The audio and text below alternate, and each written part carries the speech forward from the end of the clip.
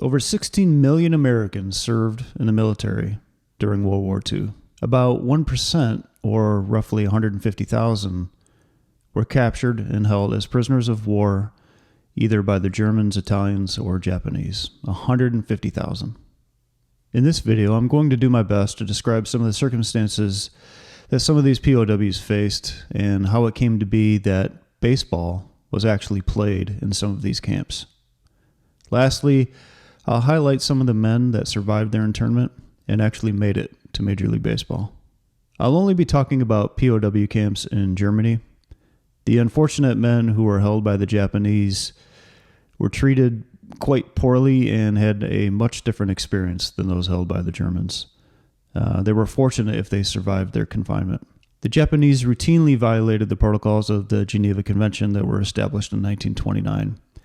Of the American POWs in World War II, roughly 1% held by the Germans would die in captivity. Those held by the Japanese died at a rate of 40%. The American Red Cross had no access to POWs held by Japan. Let me establish some terminology up front. I'm going to assume that you have general knowledge of World War II, but there are some phrases that I think I should define. The German word Lager means camp. There were sometimes separate camps for enlisted men and officers. The permanent camps were called Stammlagers, or Stalag for short. The officer-specific camps were called Offizierlager, or Auflag for short. Also know that the separate German military branches, the Army, Navy, and Air Force, each held their own camps that were basically the equivalent of the Allied forces. So, for example, the German Luftwaffe ran the camps for the airmen. There was no Air Force yet. Air Force didn't start until 1947, but the U.S. Army Air Corps was essentially the Air Force. If you watched Masters of the Air, you may recall the B-17 prisoners from the 100th Bomb Group, and they were initially taken to Stalag Luft 3. Stalag Luft 3 was also depicted in the movie The Great Escape that starred Steve McQueen. Life as a German POW was by no means fun, and don't misconstrue what I'm saying to think that it was anything like a summer camp, because it was not. There were definitely hardships, lack of food, and tough living conditions. But prisoners were not tortured, as they would be later in Vietnam and Korea, at least by the Germans. The Germans did adhere to the Geneva Convention, fortunately, and provided barracks, food, clean water, medical care, and recreational opportunities. German POW camps had classrooms, libraries, places for worship, and even areas for communal gatherings. Not all camps were run the same. Stalag 3A at Luckenwalde in Brandenburg was known to have some mistreatment of prisoners, especially when it came to food. So I'm not trying to downplay how serious and difficult it was to be a POW. Some of the large stalags had prisoner-run newspapers, and these were obviously censored by the Germans, but were printed and distributed among the camps. The larger camps also had organized baseball teams and leagues. Some camps even had uniforms donated and distributed by the Red Cross. It might seem hard to believe, but these camps were huge. They were like cities. Stalag 7A in Moosburg, Germany, had over 76,000 POWs when it was liberated in April of 1945. Now's probably a good time for me to mention the Red Cross, because they were critical to what I'm about to discuss, baseball in the camps. Clara Barton established the Red Cross back in 1881, and the International Red Cross has an international prisoners of war agency that serves to help POWs in all wars on both sides of conflicts. Sporting goods would be donated, often through local YMCAs, and then distributed through the Red Cross. This would be obviously anything from baseballs, gloves, bats, and uniforms. The book, The Escape Factory, dives deep into a secret U.S. intelligence outfit known only as MISX. MISX stood up a series of false front charities, and they would use these charities to ship food and supplies to POWs. But hidden inside some of these supplies were radio parts, false documents, money, maps, and basically anything that could help prisoners escape.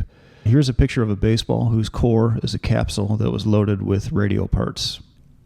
Okay, so now I've established the size of some of these stalags and some of the freedoms afforded the prisoners. We know that they had access to some equipment, though sometimes it was limited. Balls hit over the fence sometimes meant the end of the game and were never retrieved. Other camps had protocols in place to retrieve lost balls without being shot. This obviously varied from camp to camp. In early parts of the war, all equipment was improvised. So before the Red Cross was able to deliver any goods, bedposts were used as bats. Old boot leather was used as baseballs. In one account I read from Stalag 6, prisoners asked permission to go out into the nearby woods to find suitable wood for a bat. And the German commandant would not allow it, but he sent a German soldier out to look for something suitable. He brought back a wet log that was about 5 feet long and 4 inches in diameter. It took the POWs a couple weeks to whittle it down into something resembling a bat.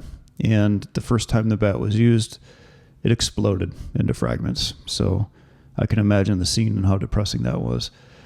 But I mentioned the camp newspapers. Some of these newspapers and private journals thankfully survived. In Stalag 1 in Barth, Germany, we have written logs of 2 groups with 2 leagues each.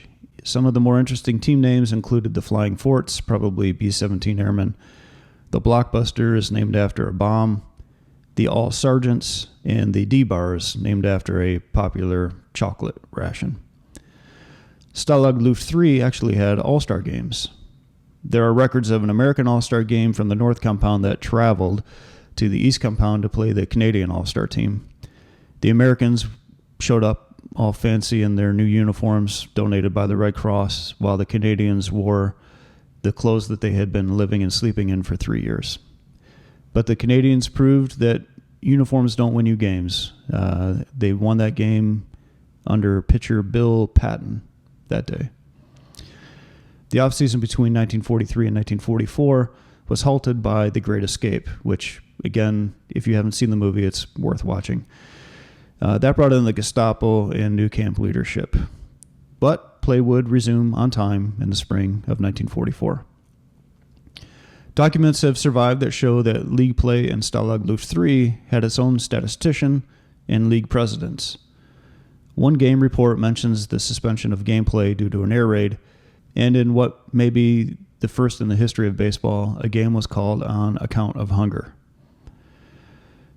There was real competition among barracks for talent, and reading this reminded me of the NCAA and NIL and underhanded cash deals, but players were recruited and induced with chocolate bars and cigarettes, the currency of the prisoner camps.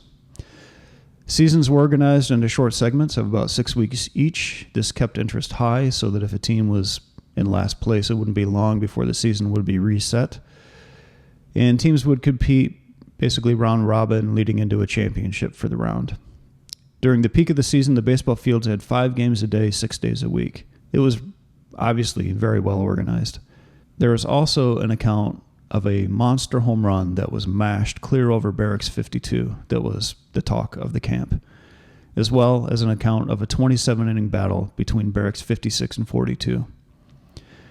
In January of 1945, the prisoners of Stalag Luft 3 were given a 30-minute warning to evacuate the camp. They marched 4 days, followed by 3 days on train to relocate to Moosburg and Stalag 7A. Again, if you saw Masters of the Air, you may remember this evacuation. Sports at Stalag Luft 6 included as many as 10,000 men participating. Each barracks fielded a baseball team with 2 leagues, an American and National League, and a season-ending World Series. Augie Donatelli was a POW here. He was a minor league shortstop who would become a major league umpire after the war. Augie is featured in the 1955 Bowman set. Stalag 3B, located near Fürstenberg, Germany, may be the best documented baseball in any camp. The National POW Museum here in Georgia, amazingly, has a number of photographs by Angelo Spinelli, a sergeant in the Army Signal Corps. Using cigarettes from the Red Cross, Spinelli bribed a camp guard and was actually able to procure a Voigtlander camera and film. He kept his camera concealed in his coveralls and took unbelievably nearly 1,000 photographs during his internment. The photographs are phenomenal. We're so lucky that they survived. I'll include a link to his book that highlights some of the images he captured. And again, if you have a chance to visit the National POW Museum, it's located here in South Georgia, just outside of Macon. I'll include a link for that as well. The Germans at Stalag 3B were accommodating. At one point, the Germans even moved a fence line back to allow for a larger playing area for games. Stalag 3B had a library with over 10,000 donated books, as well as an actual movie theater. The good times wouldn't last, though. With no advance warning, the camp was also evacuated in January of 1945 for a brutal 7-day hike through the frigid winter with minimal clothing and whatever food they could carry. They were relocated to Stalag 3A in Luckenwalde. Stalag 3A would be liberated by the Russians in April of 1945. Here are the major leaguers who were POWs in World War II. Private First Class Andy Anderson from Seattle, Washington would play 2 years for the St. Louis Browns as a middle infielder in 48 and 49 and was held at Stalag 9B. Jim Blackburn, also known as Bones, probably because he was 6'4" and 175 pounds, was a pitcher for the Reds in 1948 and 51, and he played in 18 games. As previously mentioned, Augie Donatelli would become an umpire at the major league level and was held at Stalag Luft 4. Playing for the Zoot Suiters and representing his barracks on the All-Star team was a sergeant from the 168th Infantry Regiment, 34th Infantry Division, U.S. Army, Mickey Grasso. Mickey had a 7-year MLB career as a catcher for the New York Giants, Washington, and Cleveland. Mickey Grasso was a POW for 2 years, 3 months, and 10 days. He would be the only POW from World War II who would one day play in the real Major League Baseball World Series. Mickey began as an undersized pitcher who was moved to second base before finally finding his home behind the plate. He was 6 feet and 190 pounds when he enlisted in January of 1942, like so many other men, just weeks after the attack on Pearl Harbor. He was taken prisoner by Rommel and his retreating army on February 17th of 1943. Grasso was involved in 3 failed escape attempts. He finally succeeded on April 20th of 1945, about 2 weeks before the Germans surrendered. Grasso and 9 other men made it to an abandoned boat and paddled across the Elbe River to the safety of the American side. He lost 60 pounds during his stay at Stalag 3B. There were 2 Dixie Howells in baseball reference from this era, and both are from Kentucky. This one here is the pitcher. He had a nice 6-year career for the Indians, Reds, and White Sox. With a career ERA plus of 105, this makes him a better-than-average major leaguer at his position. He was held at Stalag 7A. Phil Marchalden, I'm sorry if I'm pronouncing his name wrong, pitched over 1,000 innings in Major League Baseball. He went 19-9 in 1947 and is in the Canadian Hall of Fame. Bill Moyson would have a cup of coffee in 1953 with the Cubs and pitched 5 innings across 3 games. Robert E. Shepard. Bert Shepard. I don't want to go into a lot of detail on Bert because he's a big part of another video I'm working on, but Bert was a fighter pilot who was shot down, lost his leg, and ended up in Stalag 9C. He would eventually pitch at the major league level, and I'm not going to give away any more about his story. Subscribe to my channel if you don't want to miss that episode. And finally, Dizzy Sutherland, who would pitch 1 inning at the major league level for the Washington Senators. It didn't go well for him. 2 hits, 6 walks, and 5 earned runs in 1 inning. But honestly, who cares? It doesn't matter. He survived the war and made it to the major leagues. All I want to do is appreciate the men and women who have served in our military and have had the terrible misfortune of being captured and held prisoner. Theirs is a story of sacrifice and courage that, thankfully, the rest of us don't have to face. Thanks. Take care.